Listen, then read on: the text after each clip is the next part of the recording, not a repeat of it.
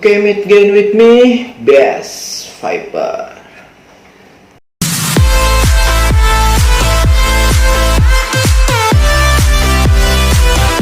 Oke, kembali lagi dengan gue, dengan orang ganteng paling ganteng semuka bumi. Oke, maka awalnya gue mau ngucapin terima kasih buat kalian yang udah support gue dari awal, dari gue masih nol. Sekarang alhamdulillah gue udah 300 subscriber. Makasih banget buat kalian yang udah subscribe, yang capek-capek, jangan bosan-bosan buat nonton video gue. Insya Allah gue bakal buat video yang lebih bagus lagi. Dan spesial 300 subscriber, gue bakal buat Q&A distancing. Oke.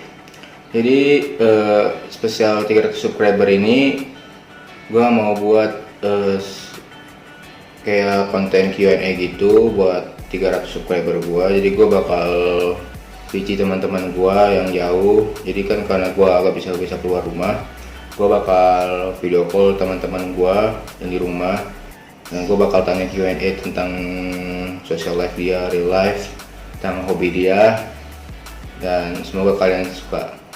Dan gue langsung aja jawabin dulu Q&A yang udah gue adain di Instagram, yang dari kemarin gue adain. Ya cuma dapat beberapa doang, tapi alhamdulillah bisa bikin fun. Oke, langsung aja kita lanjut. Dari kakak kelas gue nih, Sandi PTR, Instagramnya _Sandi PTR, nanya ke gue, cita-cita lu apa ya? Oke. Jadi cita-cita gue itu sebetulnya gue pengen jadi dokter. Insya Allah kalau bisa jadi dokter bedah. Gue mau ngejar di fakultas kedokteran, insya Allah dapatnya UI. Tapi gue nggak terlalu ambis buat SNPTN langsung lulus. Gue mungkin ujiannya UTBK, mungkin mandiri. Insya Allah gue keterima, kalau nggak di UI ngajarnya di FK nya di UPN, mungkin di UPN Cilandak. Pokoknya cita-cita gue jadi dokter, insya Allah. Doain aja bang ya. Tahap. Lanjut yang ketiga, dari ini kakak kelas gue angkatan pertama yang udah lulus, Revan Jayo. Dia sekarang dia kalau salah dia sekarang di Akpol kalau salah ya, Akademi Polisi bang ya. Oke. Open BO kali anjay. Fuck you. Open BO anjay. Enggak dulu kali bang, dari gue cowok salah server. Nah, dari ini kakak kelas gue sekarang mungkin udah seneng, dia udah bebas dari ujian karena udah selesai ujiannya, UMDK udah selesai.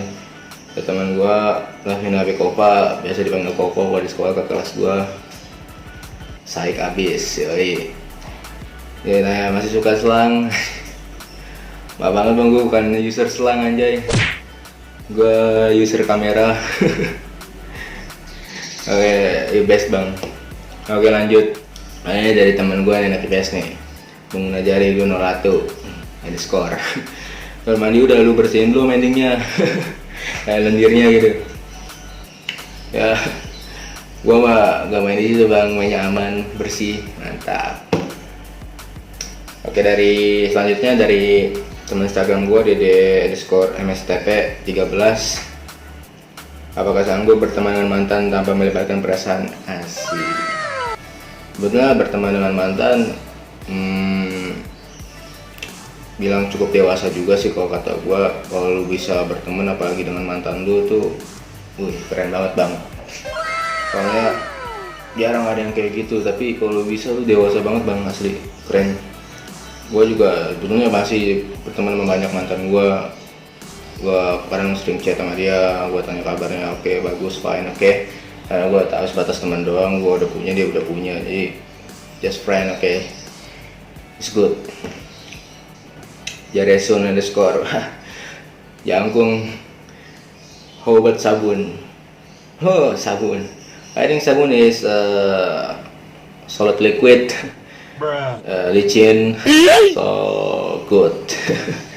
Okay, just that from my friend yang gua post di Instagram. Pertanyaannya cukup ambiar juga.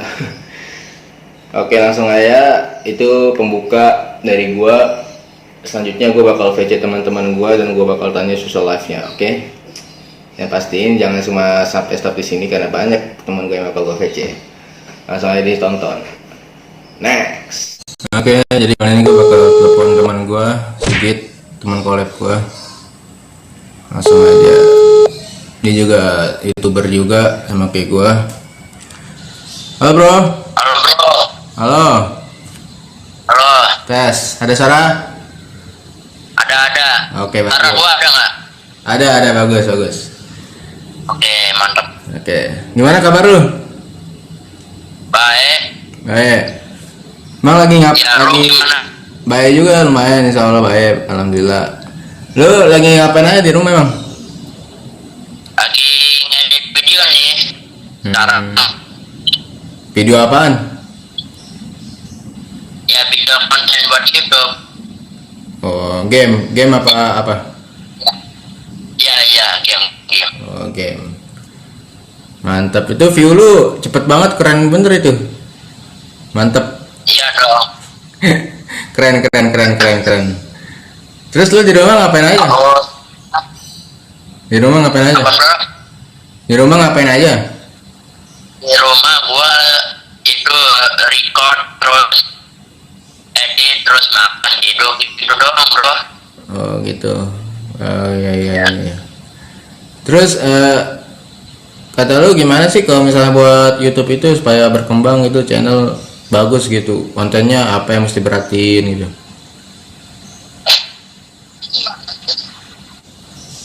Oh, oke. Halo bro. Jadi gimana menurut lu supaya ini YouTube berkembang, channel konten gitu, apa yang mesti diperhatiin, yang perlu diperhatiin gitu? Yang lo bahasin itu waktunya bro. Waktunya. Sama kualitas video lo. Oh iya. Kalau semua itu tergabung itu sama aja bro. Oh, iya. Itu By the way, emang kalau konten-konten yang lagi ngehits tuh kata lu konten apaan sih? apa bro? Kalau kata lu konten yang lagi ngehits tuh konten apa ya? Apa bro? Kalau- Kalau udah putus. Kalau konten yang lagi hits, menurut lu konten apa gitu? Oh, yang lagi itu gua tentang reaction meme gitu bro. Banyak sekarang YouTuber yang bahas kayak gituan. Tentang apa? Reaction meme gitu lah. Oh, Yang pelawak-pelawak. iya. Ya tau, kayak Picky Pix gitu ya?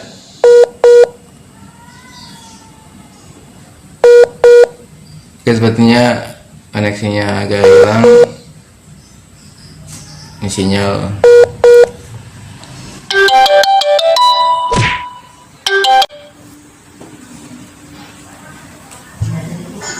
Halo bro, Halo. hidupin kamera lu bro. Sehat lu? Ya, Gimana kabar lu? baik. Baik. Gak ada masalah kan? Ada. Oke. Gimana tugas sekolah kagak ada ya? Kagak ada tugas sekolah ya? Ada. Gak ada. Ada. Oh, iya. Udah masuk apa belum sih? Kenapa? Masuk apa belum? Belum masuk sekolah. Belum ada pemberitahuan. Oh, Iya, kayaknya masih diperpanjang kayaknya mah. sampai kapan? Nggak tahu udah kayaknya mah sampai bulan besok kali. Soalnya masih parah. Lu ngapain aja di rumah emang? Biasa lah. Oh, nge-DJ. Mantap. Itu si Ardan emang beli papel lagi dia? Ya, dia gak ada duit. Buset tuh anak dari kapan tahu ya duit orang masih dipinjam belum kembaliin. Buset. Tahu dia nggak dibayar. Gua ngerinya ntar meninggal gimana itu? Aduh. Adap. Bilangin dong utang buset 600 loh. Tahu tuh kebun. Singebul. Ya wes dah. Silakan lu. Oke. Mantap. Oke guys, jadi kali ini gue baca telepon teman gue nih orang anak Persija nih. Mari kita dengarkan ceritanya. Halo Lai. Halo. Wiset. Gimana kabar? Baru mau belajar gitar. Iya bagus dah. Kabar gimana kabar? Baik. Hah? Baik aja. Yoi. Lu mau belajar gitar kali? Iya, udah hafal lagu satu lagu doang. Lu diajarin siapa? Abang gua. Oh, abang lu. Buat siapa nih main gitar nih? Buat gua lah ya kali. Buset. Kirain buat si Ono.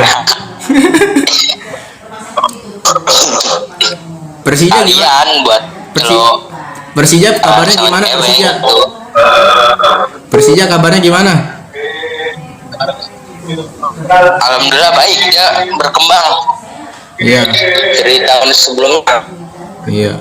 Pemainnya gimana pemainnya? Makin gacor ya pemainnya. Mantap. Apalagi ada Marco Mota makin berkembang. Yoi, bagus. Kira-kira Persija tak habis corona nih makin gacor kan nih? Pastilah menang juara. Yoi, amin dah, amin. Dia siap. Amin. Mantap. Oke. Stay safe, bro. Halo, Cak. Hai. Tapi gue di laptop gak apa-apa kan? Hah? Gue di laptop gak apa-apa kan? Gak apa-apa. Gimana kabar lu? Oke. Alhamdulillah baik. Ya gini-gini aja. Oke. Jadi lu selama self quarantine ngapain aja, Cak? Kalau gue sih ya biasa pastinya kayak belajar gitu kan. Terus kayak ada les-les juga tapi online. Terus ya nonton film. Sama masak juga sih pasti itu. Oh, gitu. Iya. Jadi menurut lu gimana sih dampak belajar online tuh di rumah? Dampak apa dulu nih? Kayak positif atau negatif gitu? Misalnya dampak negatifnya nih, gimana? Kalau buat dampak negatifnya sih bagi gue kayak mungkin ada beberapa pelajar yang kayak kurang efektif untuk belajar gitu loh. Soalnya kan kalau kayak belajar online kan cuma dikasih materi, terus pasti kayak motivasi belajarnya tuh kalau di rumah tuh mager gitu, jadi ya kurang maksimal mungkin. Gitu. Dampak positifnya ya, untuk dampak positifnya buat orang-orang yang kayak emang semangat belajar di rumah, lebih suka menyendiri, itu tuh ya bermanfaat banget. Iya, bagus. Kalau misalnya kita belajar di rumah juga jadi lebih fokus ya kitanya ya. Kenapa? Putus. Iya, kalau belajar di rumah jadi lebih fokus kitanya gitu. Iya. Kalau dampak negatifnya tuh apa? Kenapa? Kalau dampak negatifnya? Putus. Kalau dampak negatifnya, Cak? Dampak negatif. Tadi yang udah gue sebutin kayak emang maksud gua sorry. males belajar. Dampak negatifnya? Negatif dari apa? Dari belajar di rumah gitu. Ya kurang fokusnya mungkin kita mau kayak manggil suruh gini gitu, suruh beresin rumah atau apa, itu pasti kayak bikin ganggu belajar kan pasti kalau misalnya di rumah. Iya. Oke dah. Ya itu aja sih kayak. Iya. Thank you, Ceh. Iya. Halo, Sep. Halo. Gimana kabar? Iya. Gimana kabar lu? Baik. Wih, Baik. bos nih. Gimana Telkom? Hah? Gimana, Udah Telkom? libur, udah lama. Hah? Udah 3 minggu. Wih, mantap lah. Ngopi mulu di rumah nih kayaknya Udah nih. libur. Hah? Iya. Iya, ngopi dulu. Wis mantap. Gue mau tanya-tanya nih ke lu nih. Sebetulnya gimana Iya. sih dampak dari corona ini negatifnya, dampak negatifnya gimana nih? Gue mau tanya ke lu. Kan lu kayaknya tahu gitu kan? Ekonomi. Iya, dampak ekonomi. Dampak Kan lu sering ekonomi. bahas tuh di status WA ya. Gimana dampaknya? Iya. Iya, dan pakai ekonomi penyebaran corona sih ya di semua negara juga gitu ya. Iya. Laju pertumbuhan ekonomi di dunia ini bisa minus 0,1 atau minus 5. Di Cina kayak di Amerika itu bisa minus 0,4, bisa minus 0,5 karena gitu mereka perlu pada lockdown. Jadi ekonomi akan turun, pendapatan negara juga turun gitu. Ini bisa terjadi yang namanya kriminalitas nggak sih, Sep, kalau misalnya kayak begini? Yang itu yang napi pada dikeluarin ya. Iya, napi kayak dikeluarin begitu kan bebas tuh. Itu sebetulnya bagus gak sih, apa cara bener pemerintah sih emang, apa gimana kesalahan pemerintah atau gimana gitu, Sep?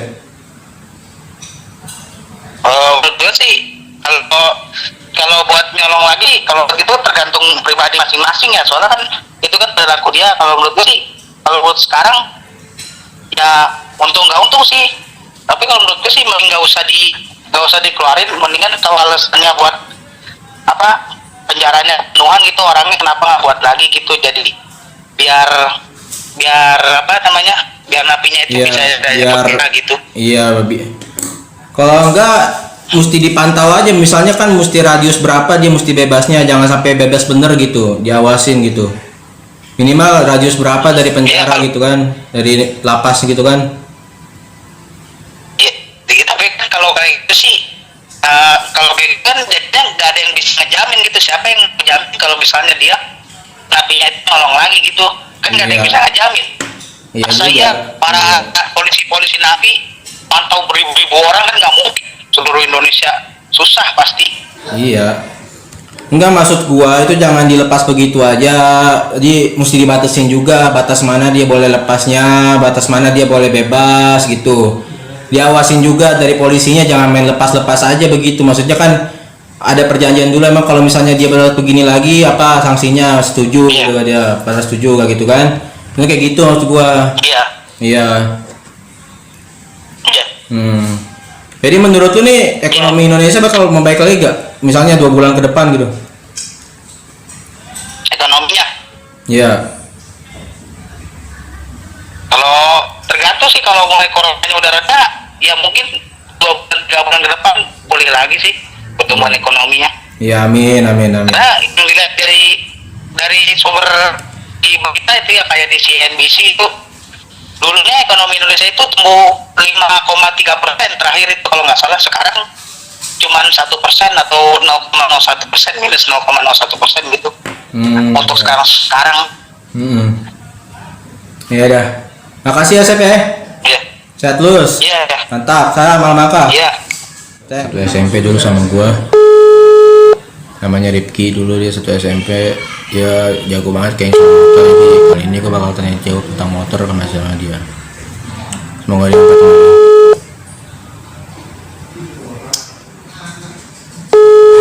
Still ringing, guys.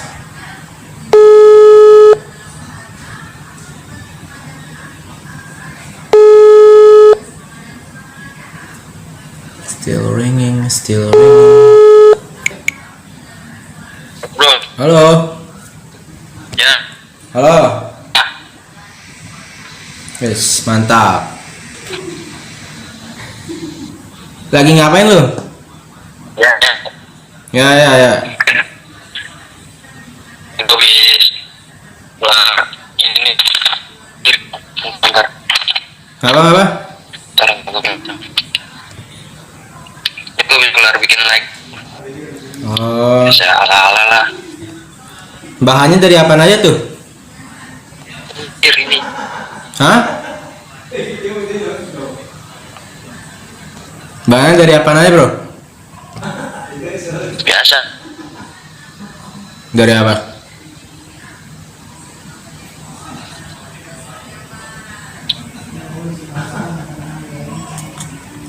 Video terjeda guys. Kayaknya koneksinya buruk jadi agak. Bahannya dari apa aja lightningnya? Itu bikin Ya. Wis mantap. Tuh bahannya apa aja tuh? Bahannya apa aja tuh? biji. Jangan sendiri tuh jangan. Set. Iya lah, iya lah. Siap. Bikin dong kontennya di YouTube. Tutorial buat lightning. Mantap. Ini gua buat lagi coba dulu. Oh, tahunya berat. Sini udah. Oke dah. Mantap. Gua akan lihat. Aku dewi. Hah? Nungguin gitu. Besok gua juga tes juga sih. Ya dah. Good luck dah. Sinyal juga lagi jelek ini.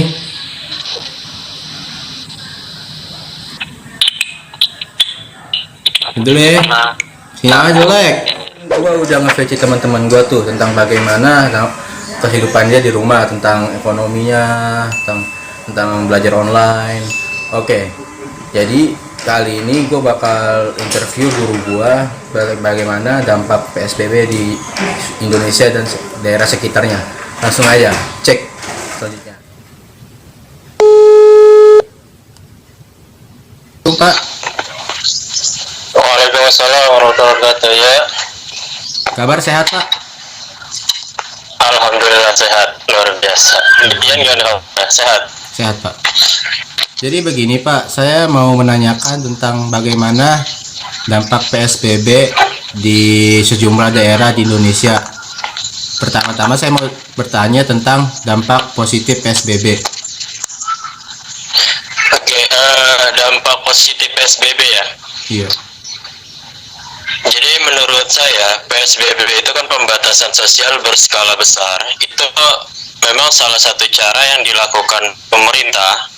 Itu bisa berdampak ya, dampak positif yang bisa kita rasakan khususnya di DKI Jakarta. Pertama yaitu kualitas udara Jakarta itu semakin hari semakin membaik.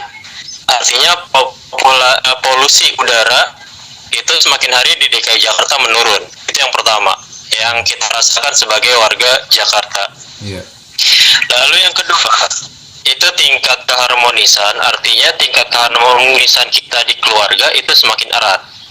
Ya, kita tahu setiap hari kita disibukkan dengan kerja, belajar, keluar rumah tanpa memperdulikan orang tua kita. Nah, dengan adanya pembatasan ini, dampak positifnya kita saling bisa berkumpul lebih lama dengan keluarga. Kita bisa bercerita, kita bisa ngobrol banyak, ya seperti itu. Terus juga yang selanjutnya yang paling penting dampak positifnya itu membantu para tenaga medis dalam memberantas virus ini ya, karena kita tahu memang salah satu cara yang paling bisa kita lakukan sebagai makhluk hidup adalah dengan cara menjaga diri di rumah masing-masing, karena virus ini tidak akan bisa berkembang biak kalau tidak ada kerumunan antara satu dengan yang lainnya. Mungkin itu dari saya dampak positif yang kita rasakan dari PSBB. Dampak negatifnya Pak? Sedangkan dampak negatif, memang segala sesuatu kebijakan yang dibuat pemerintah itu pasti ada positif, ada negatifnya. Nah, salah satu yang terasa dampak negatif di negara kita itu di bidang sektor ekonomi. Kenapa saya katakan ekonomi? Karena banyak sekali bidang-bidang usaha, baik di bidang pertambangan, perdagangan, pendidikan, itu banyak sekali mengalami penurunan. Sehingga kalau sektor usaha menurun, otomatis nanti akan berdampak kepada para pegawai. Nah, ini bisa berimbas salah satunya nanti mengistirahatkan di rumah, dan yang paling parah timbulnya atau meningkatnya PHK di dunia kerja itu sendiri. Itu yang pertama. Lalu yang kedua, dampak itu salah satunya pekerja yang terkenal itu sekarang diberitakan ojol ya. Ojol ini salah satu yang berdampak juga karena ada pembatasan bahwa ojek online dan sebagainya itu tidak boleh mengangkut penumpang sampai batas PSBB itu diberhentikan oleh pemerintah. Jadi saya rasa itu di bidang yang paling terasa sih sektor ekonomi. Dan saya juga mau nanya Pak, bagaimana PSBB, apakah sudah berjalan lancar menurut Bapak atau masih ada kendala-kendala dari bidang masyarakatnya atau dari pemerintah? Kalau menurut saya aturan dari pemerintah pusat itu sebenarnya sudah bagus, cuma masih banyak terkendala, yaitu pelaksanaan di lapangannya. Mungkin yang pertama yang saya tanggap dari sekitar masyarakat yang ada itu pemahaman akan PSBB sendiri itu masih sangat minim, sehingga banyak sekali pelanggaran yang terjadi yang masih kita lihat di media massa, baik di media elektronik maupun media cetak. Jadi kurang terlalu berjalan efektif karena mayoritas pemahaman warga kita itu masih banyak yang bersikap masa bodoh atau acuh tak acuh, ya seperti itu. Dan menurut Bapak, apakah masih mesti ada tindak lanjutnya, apa mesti ditindaklanjuti lagi, dievaluasi lagi PSBB-nya, atau sudah cukup dengan PSBB atau?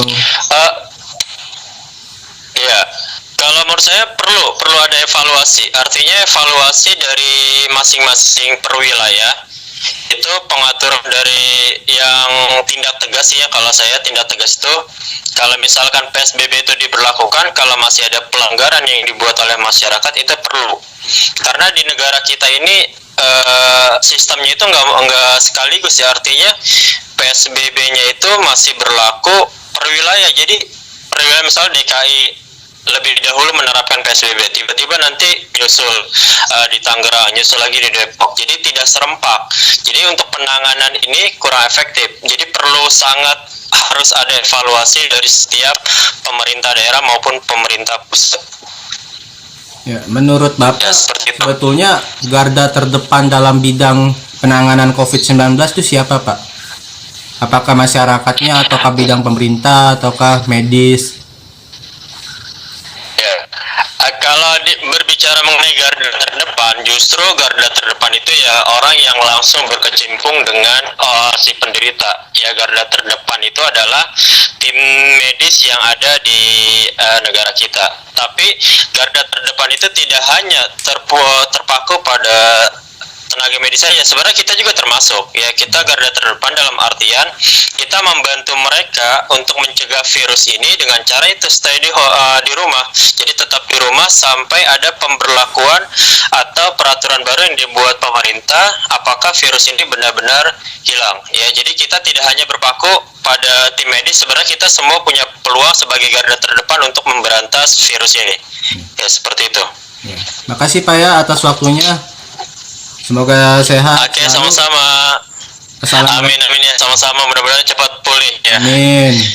Wassalamualaikum warahmatullahi wabarakatuh. Oke. Waalaikumsalam. Lu semua udah nonton video gua, jangan lupa di like, komen, dan di subscribe, tombol subscribe-nya jangan lupa dihidupin loncengnya juga. Thank you yang udah nonton, semoga suka dan bermanfaat. Assalamualaikum warahmatullahi wabarakatuh. Salam permanen.